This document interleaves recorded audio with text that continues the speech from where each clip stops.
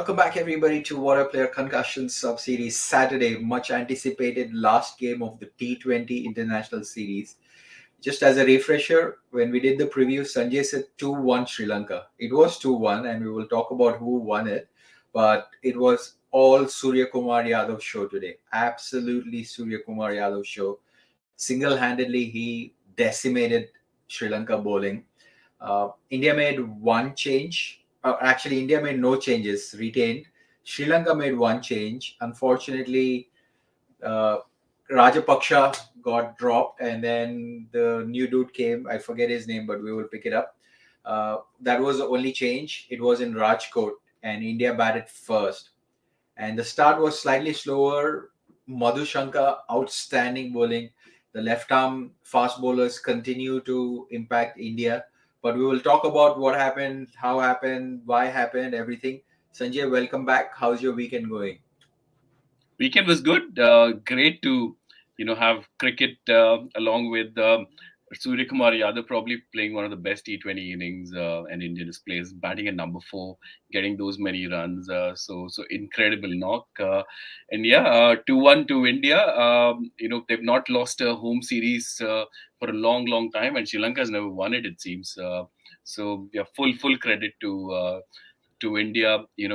Going with an unchanged side after almost losing the first game and then uh, losing the second game, almost losing the first game, then losing the second game, and did well to back the same side and eventually ended up the winners. So yeah, happy to be proven wrong, and it was Suryakumar Yadav's day all along. Absolutely. And Avishka Fernando replaced Rajapaksha. I thought it was hard on Rajapaksha because he's a hard hitting batsman. He can go in, I mean, two games and drop. On decider, Sri Lanka changed one. But from start perspective, Ishan Kishan got out early, and then Shubman Gill retained for the third one day international. At one point, he was 9 balls down and yet to open his account. And we were all thinking, what is going on? Why the heck, India is not pressing the intent? But then comes number 3, intent guru Tripathi, the Sunrisers Hyderabad, and 16 ball 32 or 35 he scores and gets the power play going.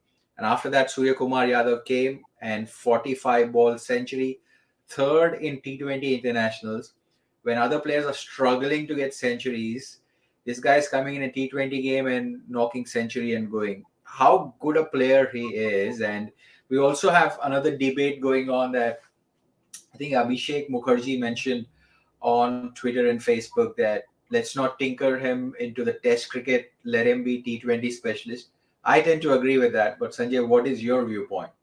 So first coming to India's batting, I think that was a very bad knock by Shubman Gill. There's no room for, I think, consolidation or anything in T20 cricket, especially when you're just 1 or 2 wickets down. Playing run ball, he ensured that no one's missed KL Rahul throughout the series. He's pretty much played exactly what KL Rahul does, and he never kicked on, unlike KL Rahul, who sometimes goes all long and gets a big score. Coming to Rahul Tripathi, I personally, think that maybe number 3 is not the best position for him because we already have too much, traffic in there where a lot of, players are already either set or, have done well in the past. But he actually was the one who kickstarted the intent, etc. And then Suryakumar Yadav, this guy has not got a debut cap. Where if you look at the recent past, people have been getting India cap for without having half a decent IPL season, and this man did really well for Mumbai Indians for years and years, and then eventually got his break. And 1.5 years down the line, he's got 3 T20 hundreds, where some of the greats of the game haven't got even one. Whether he can translate his form into Test cricket, I wouldn't mind having a look at him because look where England's going. Although I'm not sure with Rahul Dravid around whether you know India will probably try and get more attacking players into the Indian 11 because they do seem to back all the experienced guys, not necessarily the young guns. So, but the Australia series would be a big challenge, and we'll see whether he gets a chance. I'd love to see him bat in tests. But yeah, uh, he is easily one of the best players of spin, of pace in T20 cricket, and yeah, India's lucky to have him. Absolutely, it's unbelievable innings. And I know it's India home ground, batting first. You can argue anything, but the guy who scores a 200 strike rate, a century in a T20 international, not just once, twice, but three times. And I also read a stat that he's 5 runs away from combined MS Dhoni and Suresh Raina T20 total contribution runs within the first year and a half of debut. So he's got a bright future. Vinay pointing it out from a series point of view that none of the Indian players made a mark. I felt Akshar Patel made a mark. He got the player of the series with the bat and the ball. Harshdeep Singh, it was a disappointing series, unfortunately, because the first game we all know what happened. Today he made a good comeback. Umran Malik was expensive, but we do know that he can take wickets. Shahal, there was a lot expected out of him. Again, he was supposedly a strike bowler. When he was with RCB, he used to get wickets, but didn't see much happening. Shivam Mavi was great on debut, but after that faded away. So I see the point of Vinay making that none of the Indians made mark in the series. Yeah, do tend to sort of agree. In some, like, we haven't had a new breakthrough player who's suddenly done wonders. Yes, Shivam Mavi did well for one game. We've seen a lot of fast bowlers come in, do well for some time, and then they suddenly fade away. You got Avesh Khan. Harshal Patel was almost a surety going to the World Cup, but he got one game. The first game he had one bad over, then he got replaced. So there's a lack of consistency in the selection, maybe. But yes, Akshar Patel is definitely the man who, I think no one is going to miss. I was going to say Ajay Jadeja, but Ravindra Jadeja in this form, because he's not only getting wickets. He's also scoring at 180, 190 strike rate, and he scored runs in all the games. And in fact, I would have thought when uh, at the 15th, 16th over, when Hardik Pandya came in, it would have been perfect for Akshar Patel to get in, because there we probably lost 4 5 deliveries here and there. But yeah, Akshar Patel is the one. I was disappointed with maybe Shivam Mavi not capitalizing on these chances.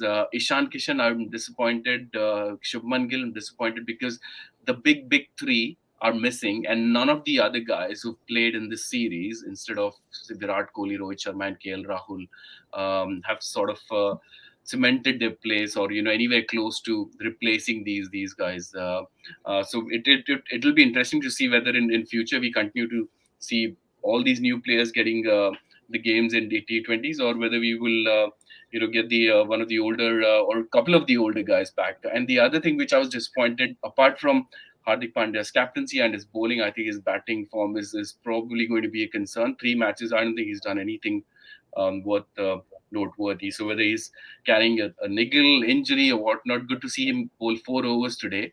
But yeah, it'd be interesting to see whether he plays all the 3 matches in the ODIs. Absolutely. And of course, we have to talk about Sri Lanka, who put up a fantastic fight. Whether people like it or no, this could have been easily 2-1 Sanjay's prediction. Because the first game, we know what happened. Literally, Sri Lanka gifted the game. Second game, they put a fantastic score thanks to the Akshar Patel and Suryakumar Yadav partnership. But Sri Lanka were in the game. Only this game is an absolutely outplayed performance. If somebody plays an innings like Sanju Samson, Surya Kumar Yadav, you can't beat that. So Sri Lanka would be pleased. Dasun Sanaka also mentioned that he is happy that the boys are relaxed and they were able to give a fight. It would have been historic if they would have won the series in two reasons. One, it will be first time ever Sri Lanka would have won a series in India, and second, India would have lost a Mastercard series after like 10 attempts or 11 attempts, previously called Paytm. Uh, what about Sanju Samson? He has been given too many games but not making a mark. Great talent, not scoring at international level. Well, it's tricky one, because I don't see there's been a period of time where he's been persistent with. Now this series is slightly different, because I think he would have got 3 games. Considering Gill's got 3 games, Ishan Kishan and everyone else got most of the games. So injury is the only reason why he was out. But it'd be a shame if he cannot make his mark in the international circuit and deliver for India, because he's got so much talent. He's no longer a youngster, so whenever he gets any chances, he has to grab with both hands. The good thing is he's continuing to. I mean, people do get upset when the guys try and hit big shots and get out, but that's the way to play, in my opinion. There's no point in playing run a ball or trying to consolidate. Just go right from ball one, because that's how the game has moved. And we will see in T20 cricket more and more that there's no room for consolidation. That's where I think Suryakumar's innings, not just this one, all the big innings he's played is just remarkable, because one is he doesn't open, doesn't mostly come in the power play, and he never goes into a period where he's like 20 ball 20. He's always at 150, 200, even from ball one. So I think full credit to him. It would have been unbelievable if India would have lost that game, considering how well Suryakumar Yadav played. And Shivam Gupta is on his Saturday evening walk and he's sending us muhavre ek do teen char Surya bhai gazab hai yaar. Bilkul gazab hai. I do want to touch upon Hardik Pandya as a captain and also as a player. First, let's touch upon his captaincy. We've always seen what he's capable of. Unbelievable amount of self-belief, but a slight empathy factor needs to come in because second game we've seen thought he was a little harsh in the press conference for Arshdeep. Probably if he can work on that area, that is my viewpoint. And second, also from a team selection point of view, granted that Shubman Gill plays for Gujarat Titans, has played for KKR, but we could have probably given somebody else a chance. What is your thought on a captain point of view, and will come as a player too? So I don't have an issue if the BCCI has decided that Hardik Pandya is going to be the long-term captain, and they would have said, okay, which are the players you want to look out for, and fortunately, unfortunately, or it's just by coincidence, they've got two debutants in Shivam Mavi and Shubman Gill making their debut. So much so that after having one bad game, someone who's had so much experience and so much backing in the last couple of years as Harshal Patel, he goes out after bowling one bad over. Not for anyone else, right? Shubman Gill had two bad games, but he retained his place. Similarly, Shivam Mavi had one good game, one bad game. So I would have expected Harshal Patel to get all three games, but yes, there will be question marks, I think, about how he behaves, because once you are the captain, everything is under spotlight. So even with when Virat Kohli was the captain, people would say, "Oh, Rohit Sharma is such a cool guy," etc., etc. But come the Asia Cup and come the World Cup, you saw that when the cameras are on, when the pressure is on, and you're the one who's making that call, the big call, which is going to eventually lead into win or loss. I think that's where the true test is. So I think the jury's still out whether Hardik Pandya is a great leader or not. I think more than the leader, I think we need Hardik Pandya the player, which is why I think having him bowl regularly is the biggest plus Indian cricket will have. Every game he plays, even if he bowls 2 overs, I think it gives a lot of cushion for all the other bowlers. Anyone having a bad day, they can finish 2 or 3 overs earlier. So yeah, that's a big plus. His batting is probably taken a hit, but yeah, we'll see. He'll get more chances, and it'll be a good experience for him. But yeah, we'll see how he goes along. Yeah, with Hardik Pandya as a player, it's a bit of a yin yang, right? When he was batting really well and not bowling at all, we were frustrated. We wanted him to bowl because it adds an extra bowler, a batter who can bowl, couple they're sort of an all-rounder and things like that. But now he started taking the new ball because he's a captain. He's getting absolutely beautiful movement in the first 2 overs, but his batting not just has taken a dip, but from a strike rate point of view, he's struggling.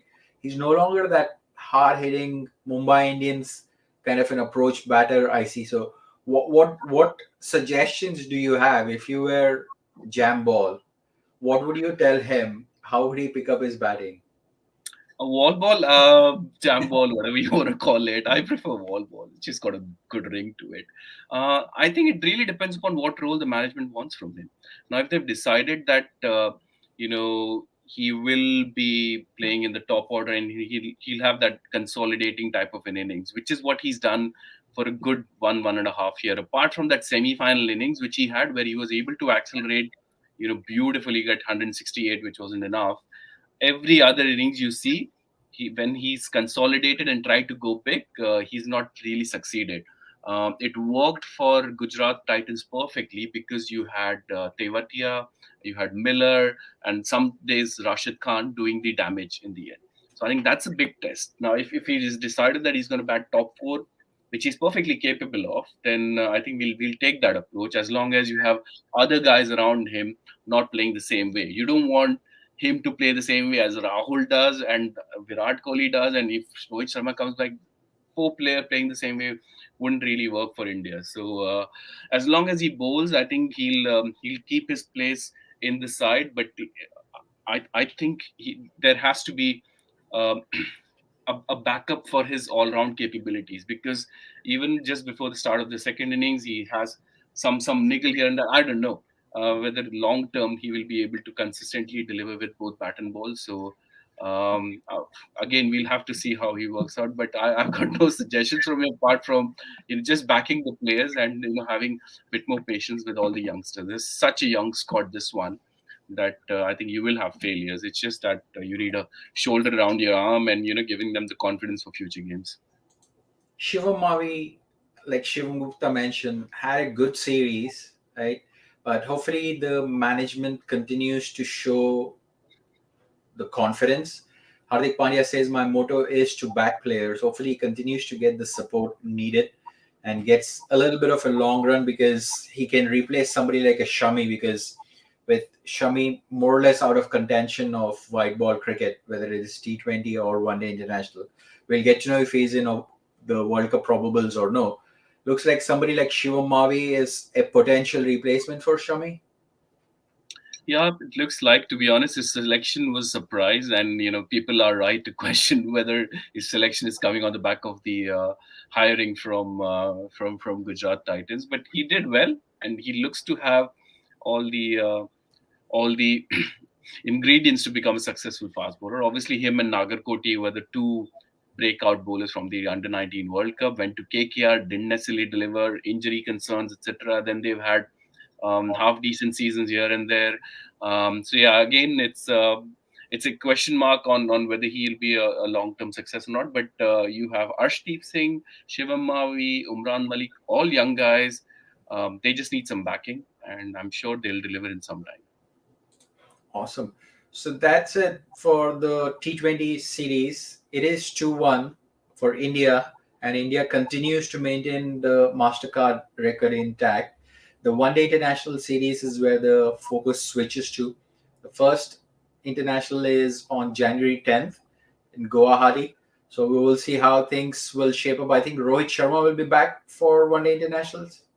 I think all the big boys are back. Sharma, Kohli, KL, Rahul, everyone should be back. If anything, it'll be a stronger setup than what we've had. Hopefully, no injury concerns, because this is a World Cup here. You want to see as many players as possible, especially this series, because the conditions would be similar to the October, November time at this point around, because the winter's still there. So the conditions in a April May tournament versus October November tournament would be completely different. So I think it'd be a good chance to just see how the how the how the outfields, etc., would be at this time of the year. Although I'm not sure whether Guwahati or any, we don't know, have the schedule, so we don't know which venues are going to be used. But it'll be interesting for India to try out a few things and just set the tone right for the 10, 12 matches, whatever they're going to play at home for the ODI World Cup.